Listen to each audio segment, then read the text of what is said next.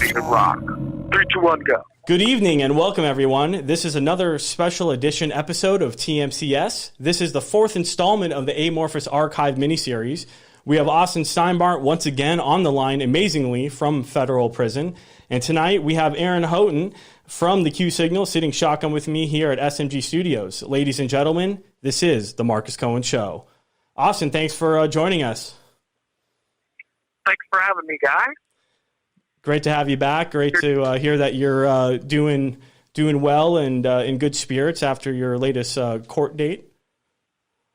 Absolutely. We've been having quite a bit of excitement this week, and I heard actually you guys over there at the studios have been having some excitement of your own as well. We sure have. With the internet, I understand, and with some surveillance vehicles harassing you. Can you tell me a little bit about that? Yeah, sure. So basically what has been going on is we've been having internet issues, intermittent outages.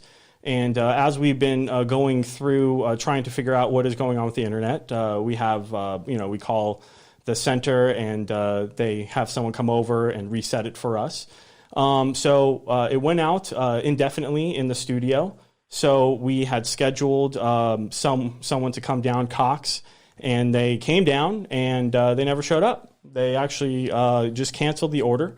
The leasing company told us that they've never seen this ever happen, where they would just cancel, not call them, give any reason. It just disappeared. So they were like stunned about it, and they actually called back of how stunned they were. And then later that evening, we had Penny and Snow hanging out outside the studio on the patio, enjoying the new, really glorious weather here in Arizona. And a black SUV with tinted windows started crawling down with the light on, seemingly intimidating everybody. Yeah, the light was going up and down. It was pretty interesting. Right, like one of those police car ones where they can. So you knew that it was one of those mounted lights, right? Yeah, no, it was a handheld light, and handheld flashlight. It was very, very strong. So that was interesting. The day before that, a cop car just pulled right up front as we were sitting on the patio and completely kind of like nodded, said what up, and took off. And so later that evening last night, we grabbed another Wi-Fi box and unplugged the Wi-Fi that wasn't working. Amazingly, the Wi-Fi turned on by itself. We saw our studio Wi-Fi address being broadcast with excellent signal strength. And we knew right then and there that this is definitive proof that somebody or someone, perhaps the FBI, is kind of toying with us, perhaps trying to intimidate us, and definitely, put any roadblocks in front of us. Monitoring? Yeah, it's like, well, based on what you said, they, that your box was unplugged, you have the signal still broadcasting, that they might have been trying to broadcast their own network there and have you connect to that so they could be reading all the traffic up and down on your stuff. So I hope you guys use good VPNs over there, because that's the best way to try to thwart those efforts by the crooked FBI to illegally surveil you. Yeah, absolutely. We knew that that's what was happening. So what we decided to do was to connect to that infiltrated Wi-Fi signal and stream the new Borat movie. And we thought that was kind of funny. How appropriate for the crooked FBI to get to see that. Yeah, and the hacker community, we call that a man-in-the-middle attack. Interesting. So, I mean, it was amazing. I was kind of stunned for a few minutes because I had just went in the office and made sure all the Wi-Fis were unplugged, and then we go back and the Wi-Fi is just being broadcast with excellent signal strength and happened to work as well. So there you go, folks. There you go. Yeah, that's pretty wild. And it's pretty, disappointing that the top law enforcement agency in the country is who is doing these kind of incredibly insidious, underhanded things to American citizens who are exercising their First Amendment right to free speech. Right. Almost like they're scared or something. And it's interesting. I was talking to the unit manager here who just had, he put his 2 weeks, couple weeks ago, so he's just left. But he was a guy who was a fan of my video. He was watching along. And he was after my YouTube channel got deleted and stuff, he was like, man, this is just so wrong. Like, it just makes me so mad. Like, isn't there somebody that we can go to like, tell about this? Like, there's got to be someone. And it's like, nope, the people that you were supposed to be able to run to like, tell on things and be able to keep us safe, the FBI, is fundamentally corrupt and fundamentally, against our constitutional rights to, have different political opinions. So there's really not anyone we could run to at the moment. And, then the second string of that is like, okay, if the government's corrupt, we should be able to run to the press, right? And the press, considering all this crazy stuff that's been happening to us, should be able to, at least put some pressure on the government by raising the awareness about what's going on. But unfortunately, our press is fundamentally corrupt too, and that's actually the topic of discussion that we were going to be discussing in tonight's Ableist Archive series, is the media collusion and malicious intent section in there. Okay, all right, that sounds great.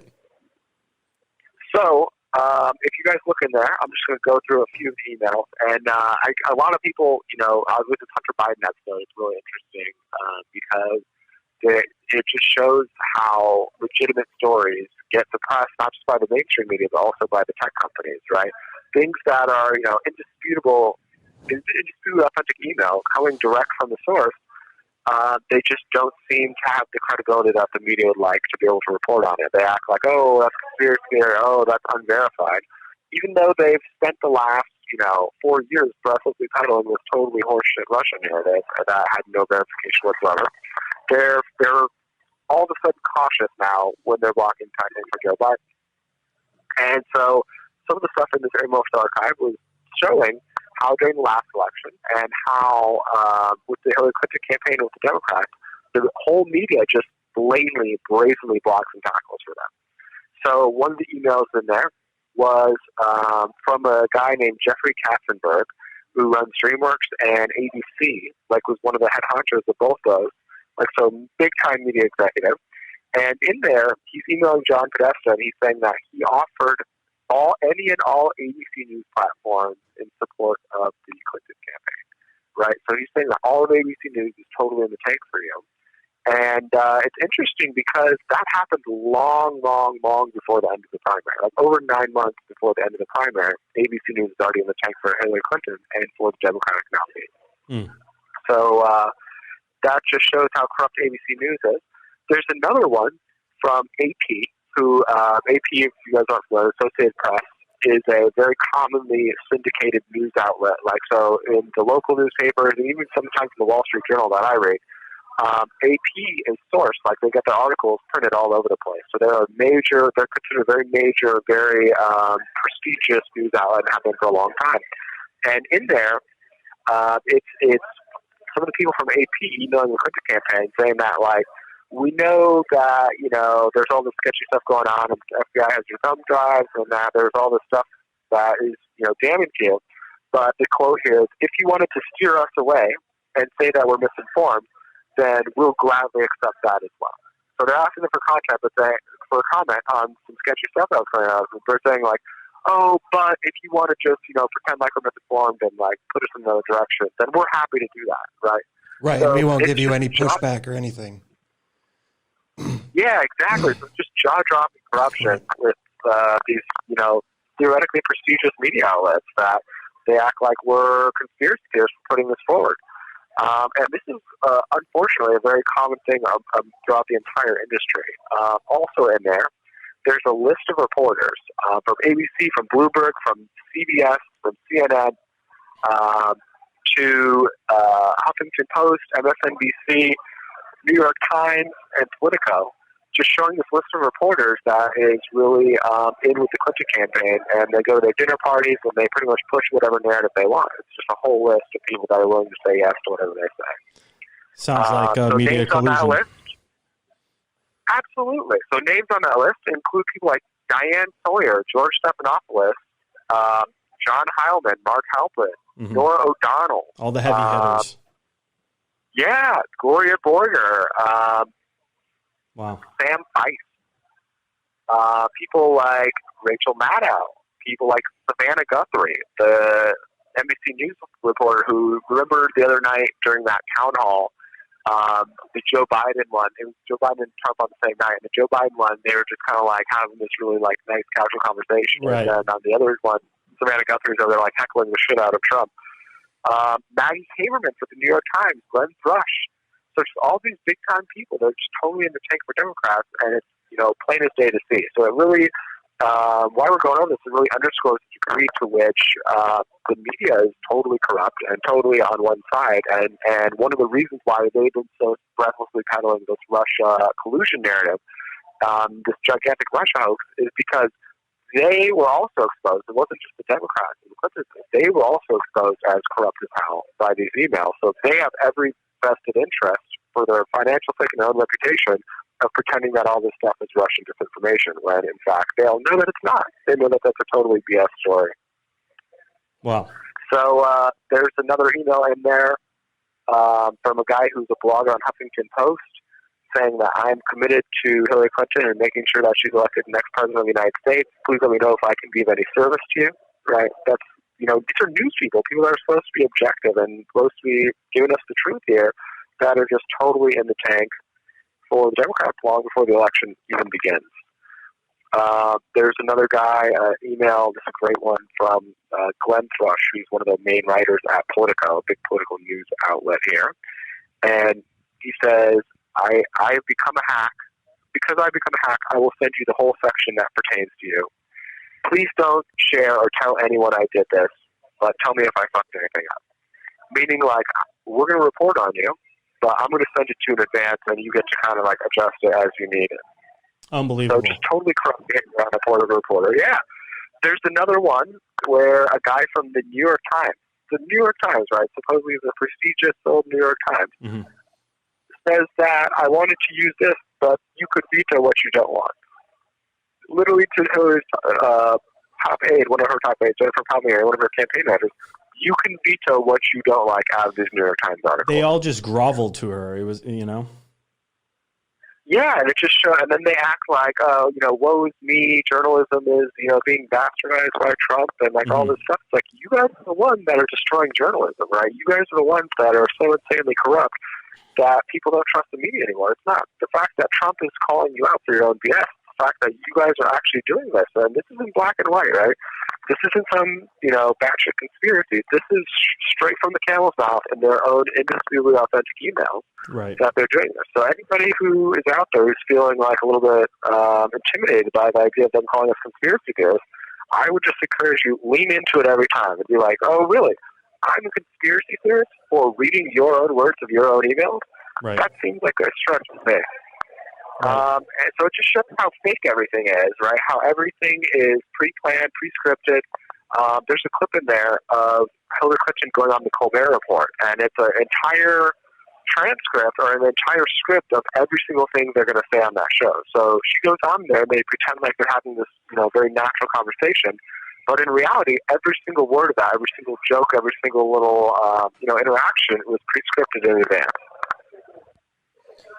So it's a bunch of smoke and mirrors the media creates to try to sway us one way or another. And as the people, we got to just stand up and say, look, we're sick of this, right? We should be able to, if our government's being corrupt, we should be able to go to you and report this, but we can't because you're in bed with the exact same people who you're supposed to be holding accountable. Right.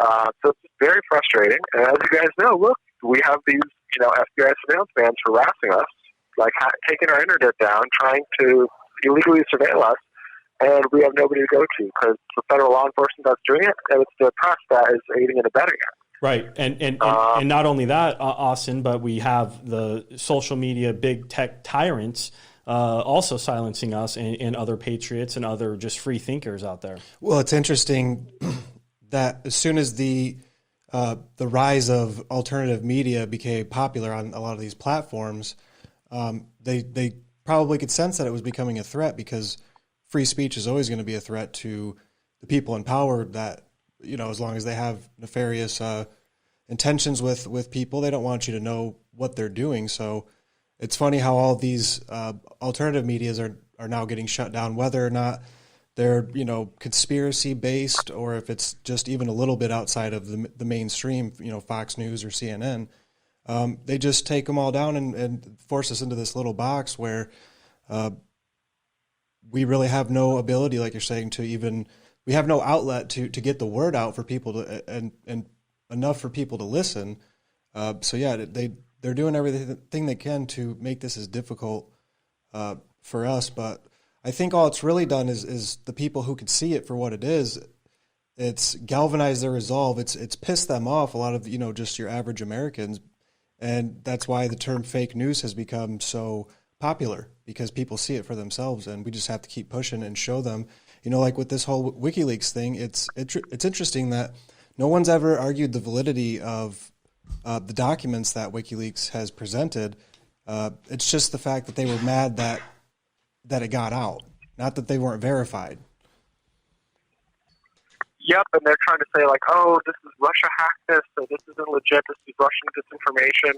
It's funny that all the usual characters before the election, even though there's zero evidence for it whatsoever, are trying to say that the stuff coming out about Joe Biden is tradecraft, or it's textbook Russian tradecraft, and, right. Russians are just trying to sway our election by telling us real information about the, candidates that are out there.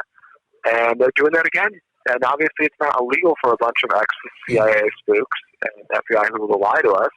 So they just do it brazenly and don't care. Right.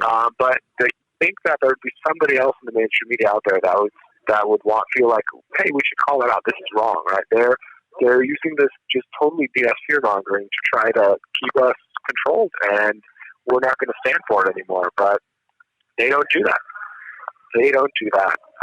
And so, and a lot of people, they're like, how do you know that they're just not unaware? How do you know that, people just don't get it? And how we know is some of the things in the malicious intent section of the Morris Archive. So this pertains to all of us, especially us here at Steinbart Media and in the Q movement. One of the quotes that I thought was very telling is they say, if they don't cooperate, then it's no longer hyperbole to say that they are true enemies of the state and enemies of the world. So that's exactly it, right? So because they don't like what we're saying, because they don't like what we're doing in court, because they don't like the words we're getting out, they're going and treating you guys, labeling you guys and the Q movement and me and everyone terrorists, and essentially foreign enemy combatants. And use them as a pretext to go take all these underhanded techniques towards you, to go surveil you illegally, to go to try to take down your internet, to go to try to have you using an internet that's going to steal all your data. Right. Totally crazy, right? Yeah, it is crazy. And they say it in their own words. They say it in their own words that we are enemies of the state and enemies of the world for disagreeing with them. Another good one was, this is a direct quote from John Podesta. It says, as I've mentioned, we've all been quite content to demean government, drop civics, and in general conspire to produce an unaware and compliant citizenry. The unawareness remains strong, but compliance is obviously fading rapidly. This problem demands some serious thinking, and not just poll-driven, demographically inspired messaging. So pretty much we need to push out a bunch more propaganda because people are starting not to believe our bullshit anymore. Right. Didn't the CIA have a meeting one time, or the Pentagon, about the media not believing their narrative, and it was actually broadcast publicly, and I remember seeing that. I don't know when that was, but do you know? You remember? Do you recall what I'm talking about? There was a couple of situations like that, so I'm not sure which specific one you're talking about, but okay. I know the CIA, this is like textbook CIA. Mm-hmm. Another great email, the media likes to be like, oh, Trump canceled the Iran nuclear deal, that's so bad, he just wants everything to be bad, he's leading us towards a war, and there's an email to John Podesta where this person is complaining to him. He says, this nuclear deal that we made condemns the next generation to cleaning up a nuclear war in the Persian Gulf. This is the greatest appeasement since Chamberlain gave Czechoslovakia to Hitler. And John Podesta writes back just LOL, yep, right? Just casually quipping yep, we know. This does condemn the next generation to cleaning up a nuclear war in the Middle East. This is a totally BS deal that is just solely made to try to look good. More on the media conclusion thing, how we know they know, is that Jake Tapper, one of the main CNN anchors, he emailed them and saying, like, angry, saying, like, what's the plan, guys? You're trying to intimidate reporters who ever report on anything the White House disapproves of? And this is talking about under the Obama administration. Right. So this is disgusting. And it's true. It is disgusting. And it's very disappointing that Jake Tapper doesn't have the cojones to say that in public. He'll only say that in private and then roll over and die, right? That's Right. the opposite of what a journalist is supposed to do. And they are a mockery. They're a bunch of kangaroo journalists over there at CNN. You're right.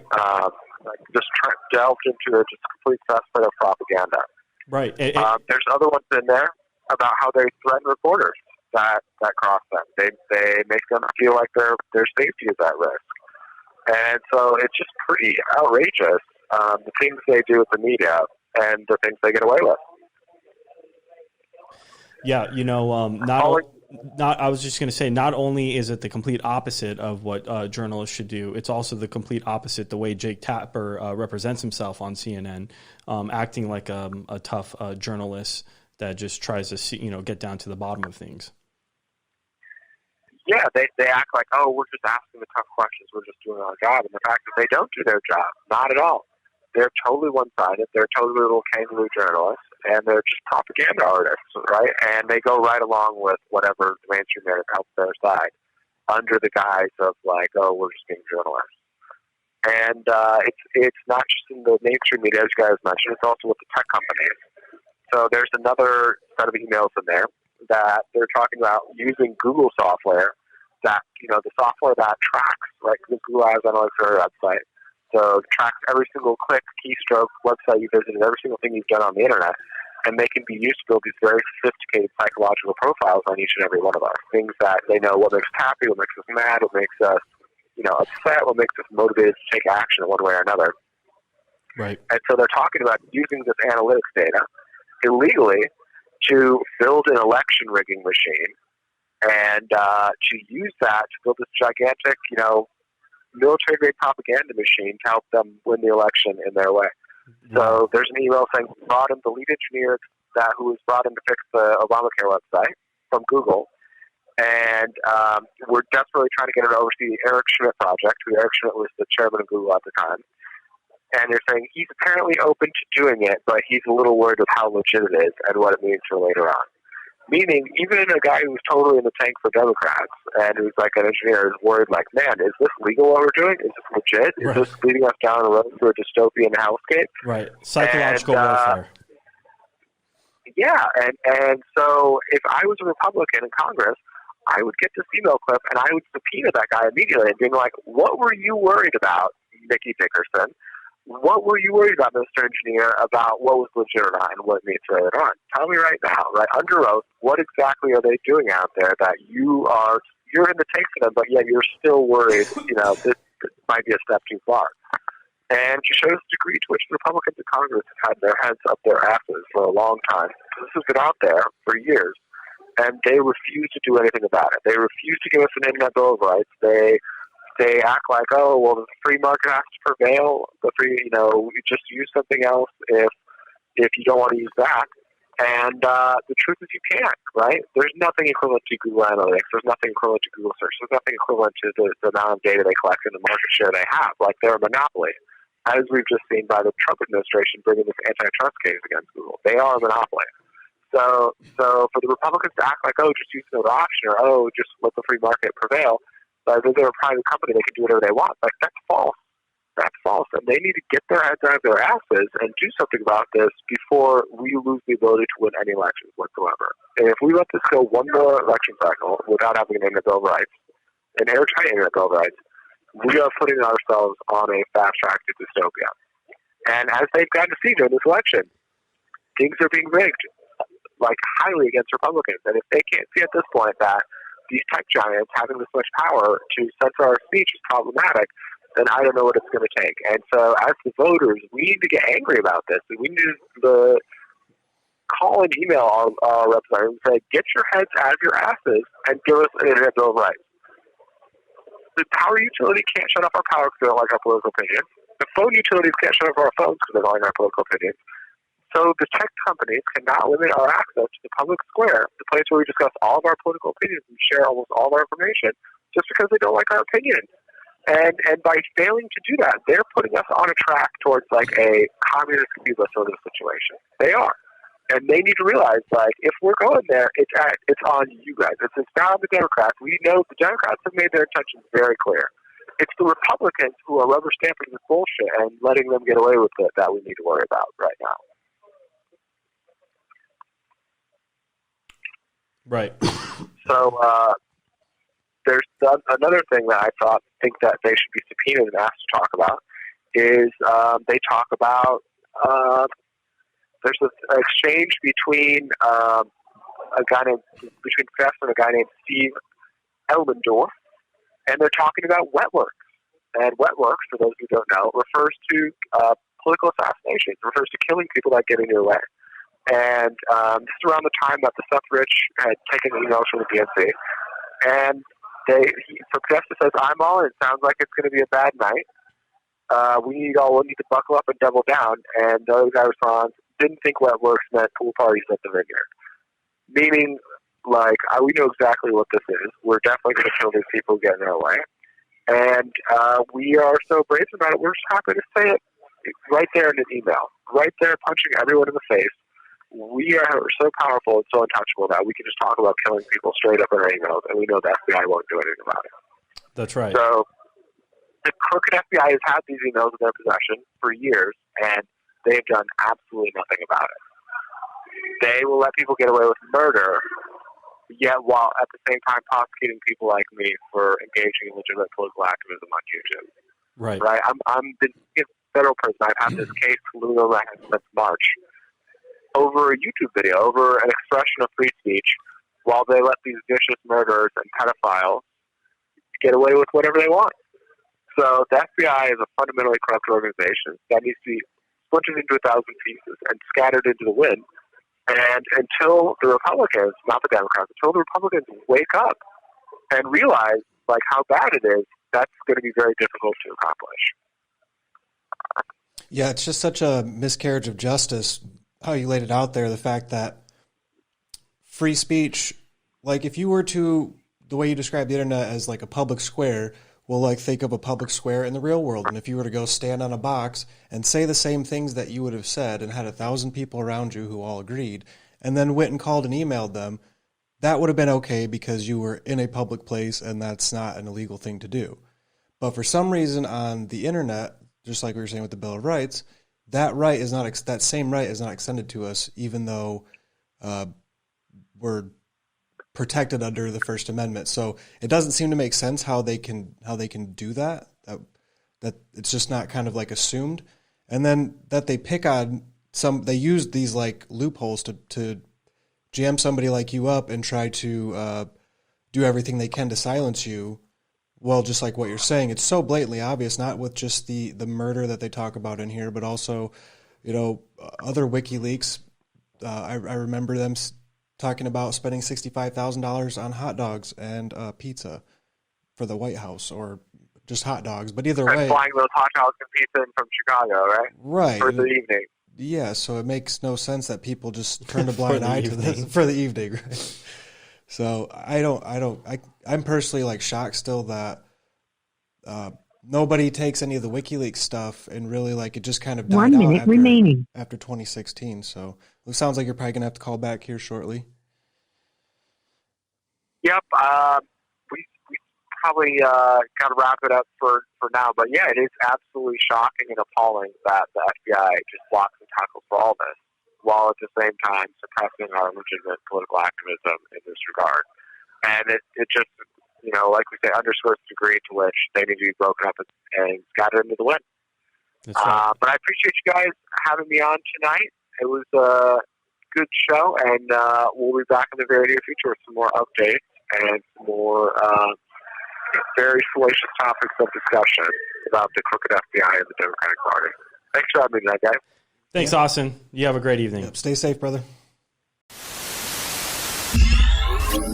Ready to rock. 3, 2, 1, go.